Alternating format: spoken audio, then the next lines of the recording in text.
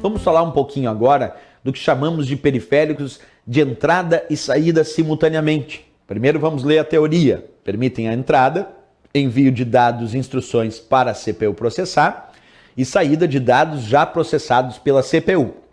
Pois bem, os periféricos de entrada e saída, já dei alguns exemplos aqui em aula, como o caso do monitor touchscreen, periférico de entrada e saída. Como o caso, por exemplo, da impressora multifuncional, periférico de entrada e saída. Tudo bem, mas existem outros exemplos de periféricos de entrada e saída que são bem relevantes para o estudo. Vou dar um exemplo bem típico. O disco rígido, o HD, o hard disk, que também pode ser chamado de HDD. Olha quantas siglas para o mesmo dispositivo.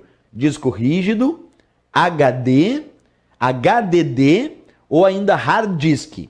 Estamos falando do mesmo dispositivo, do disco rígido, que é um dispositivo de armazenamento de dados, do qual tu pode gravar dados no disco rígido e pode ler os dados que estão armazenados no disco rígido. Quer dizer, eu posso salvar um arquivo no disco rígido e depois eu posso pedir para abrir esse arquivo que eu salvei lá no disco rígido.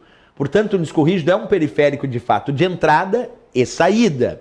Mas mais que isso, além de indicar na prova que o disco rígido é um periférico de entrada e saída, porque de fato ele é, nós também vamos indicar que o disco rígido é considerado um tipo de memória. Que tipo de memória é o disco rígido? Bem, ele pode ser considerado memória auxiliar, memória de massa ou ainda memória secundária. Observa, por que eu posso chamar o disco rígido não só de periférico de entrada e saída, mas também de memória? Porque o conceito de memória na informática é todo e qualquer local onde os dados estão armazenados. Se o conceito de memória é todo e qualquer local onde os dados estão armazenados, eu posso tirar a conclusão que um disco rígido é um local onde eu armazeno dados. Portanto, ele é um dispositivo de memória. Agora, ele não é a memória principal do computador. A memória principal é a memória RAM, da qual nós falaríamos mais tarde.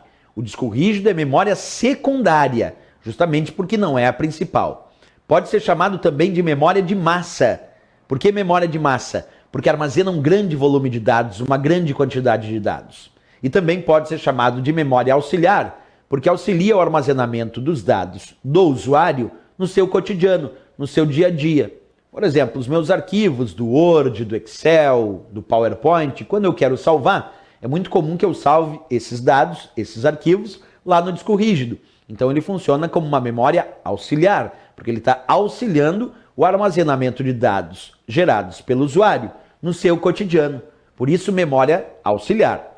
Vamos repetir a informação porque ela é importantíssima. Disco rígido, então, pode ser chamado de periférico de entrada e saída, pode ser chamado de memória de massa, porque armazena uma grande quantidade de dados, pode ser chamado de memória auxiliar, porque auxilia no armazenamento desses dados, e pode ser chamado também de memória secundária, justamente porque ele não é a memória principal do computador. Outra dica sobre o disco rígido relevante é dizer que ele é uma unidade de armazenamento magnético. Perfeito. A tecnologia que o disco rígido utiliza para gravação, leitura e armazenamento dos dados é uma tecnologia magnética. Se tu observar nessa imagem que eu coloquei aqui, nós temos um disco rígido aberto. Normalmente ele não deve ser encontrado assim, claro, aqui tem uma tampa metálica, lacrada e fechada hermeticamente, que eu não posso ficar abrindo o meu disco rígido, porque senão eu vou danificar os dados. Mas um ponto bem interessante de discutir. Dentro do disco rígido existem vários discos. Podem existir vários discos, como nesse exemplo. E aí o que acontece? Esses discos ficam girando em alta rotação, que é medida em RPM. Vou dar um exemplo. Comprei um disco rígido de 7.200 RPM. Isso quer dizer que nós temos aqui discos de rotação de 7.200 rotações por minuto. RPM, rotações por minuto. Aí tu imagina esses discos girando a 7.200 rotações por minuto. Esse braço fica se movendo aqui na superfície dos discos do disco rígido e na ponta desse braço tem um ímã, tem um magneto. E é esse ímã, esse magneto, quem realiza o processo de gravação e também o processo de leitura dos dados no disco rígido. Se é um ímã aqui na pontinha desse braço, um magneto que fica gravando os dados, que fica lendo os dados armazenados no disco rígido, à medida que esses discos giram em alta rotação. Bem, professor, se é um ímã quem faz essa gravação e essa leitura, eu posso afirmar então que o disco rígido é uma unidade de armazenamento magnético. Quer dizer, ele usa um processo magnético para realizar a gravação e a leitura dos dados na superfície dos discos daquele disco rígido. Isso é importante para a prova. Então tem que lembrar isso também, certo?